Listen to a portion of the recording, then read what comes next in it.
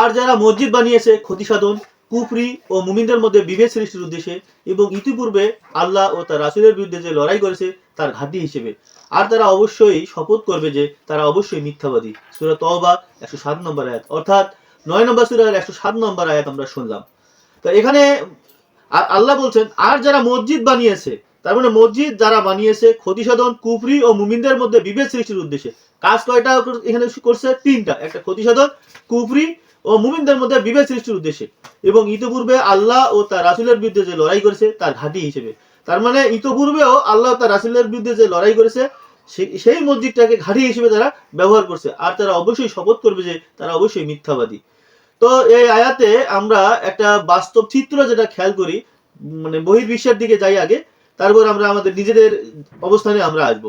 তো বহির্বিশ্বে যেটা দেখা যায় যে যে এমন কিছু ব্যক্তি আছে, এমন কিছু দল আছে, এমন কিছু জাতি আছে, এমন কিছু সমাজ আছে যারা মসজিদ বানিয়েছে বা মসজিদের আদলে মিলনের কেন্দ্র বানিয়েছে মানুষের কল্যাণের জন্য, মানুষের সাথে যোগাযোগের জন্য, কিন্তু সেটি আসলে ক্ষতি সাধন, কুফরি ও বিভেদ সৃষ্টির জন্য। যারা মুমিন, যারা বিশ্বাসী, তাদের মধ্যে বিভেদ সৃষ্টির জন্য এই কাজটা করা হয়েছে। এবং ইতিপূর্বে আল্লাহ তার রাসূলের বিরুদ্ধে যে লড়াই করছে সেই আদলে আবার তারা এই কাজটা চালিয়ে গেছে এবং তারা নিজেরাও জানে যে তারা মিথ্যাবাদী। তো বর্তমান আমরা যদি আমাদের পুরো বিশ্বের যে মিলন কেন্দ্র, পুরো বিশ্বের যে একত্রিত হওয়ার স্থান, পুরো বিশ্বের যে আমাদের সকলের মিলে যে একসাথে হওয়ার জায়গা, সেখানে সকলেই মিলে একত্রিত হয়ে দেখা গেছে যে অনেকেই আছে যে ক্ষতি সাধন করছে এবং কুফরি করছে এবং মুমিনদের মধ্যে বিভেদ সৃষ্টি করছে। তার মানে সকলেই যে এখানে খারাপ মানুষ এমনটা না, তবে অনেকেই আছে, অনেক দেশ আছে, অনেক জাতি আছে, অনেক সমাজ আছে যারা আসলে মুসলিমদের ভালো চায় না, মুমিনদের ভালো চায় না এবং তাদের ক্ষতি সাধন চায়। এবং আল্লাহ তার রাসূলের বিরুদ্ধে ইতিপূর্বে যেভাবে তারা যুদ্ধ করছে, লড়াই করছে, সেই সময়ের যে যুদ্ধ লড়াই এখন সেটা আবার ওই নতুন করে, নতুন সংস্করণ করে ভিন্নভাবে একটা রূপ দিয়ে তারা কি করছে, এখানে ঘাঁটি হিসেবে তারা ব্যবহার করছে এবং তারা যে মিথ্যাবাদী তারা সেটা জানে। তো বর্তমান আমরা যদি আমাদের বহির্বিশ্বের আমেরিকা এবং ইসরায়েলের দিকে তাকাই, তারা আসলে পুরা বিশ্বটাকে একটা উত্তেজনাপূর্ণ একটা পরিবেশ সৃষ্টি করছে এবং আমাদের যে মুসলিম যে জাতি আছে, মুসলিম যে দেশগুলো আছে, এই মুসলিম দেশগুলোর মধ্যে তারা বিভেদের যে জায়গা সেটা সৃষ্টি করছে। এর সাথে জড়িত আছে আরো অনেক দেশ, অনেক জাতি, অনেক প্রতিষ্ঠান, অনেক সংগঠন।